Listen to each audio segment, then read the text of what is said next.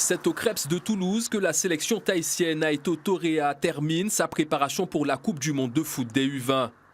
Sur le terrain, le travail porte sur la ligne défensive et sur le bloc équipe. Nous, on dit toujours vous êtes 11 sur le terrain, mais eux ils disent non, on est un seul sur le terrain et ils sont tous regroupés. Je pense que c'est ça la force. Une équipe de Tahiti soudée autour de son capitaine. Ça fait longtemps qu'on l'attendait. Nous à Tahiti, c'est vrai qu'on rêve de jouer de grandes compétitions comme celle-ci. Je pense que tout footballeur rêve de jouer de ce genre de compétition. La sélection peut compter également sur l'expérience de Teraï Brémond qui a fêté ses 18 ans. Physiquement, mentalement, je me sens prêt. Après, collectivement, on a encore quelques lacunes à corriger. Et c'est pour ça, aujourd'hui, on est là sur le terrain pour corriger au moins au minimum nos lacunes. Pour l'entraîneur toulousain, les jeunes guerriers tahitiens ont du potentiel. Ils ont quand même une bonne assise défensive, avec du tempérament et du caractère, mais ils ont des créateurs où ils peuvent créer la différence et faire des bonnes choses offensivement.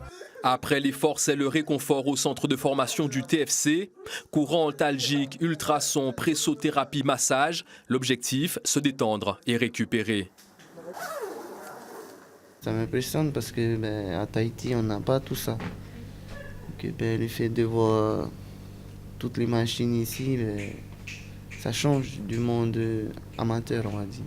Tous les ans, nous faisons amener des jeunes de petites catégories, donc tout ce qui est U13, U15, U17, en formation à Toulouse. En échange, Toulouse nous fait envoyer des préparateurs physiques, des entraîneurs pour nous former sur Tahiti. Le lendemain, les joueurs découvrent le stade de foot toulousain. Ils sont ébahis. C'est impressionnant de voir un si beau stade et si grand. C'est un rêve de gosse qui se réalise.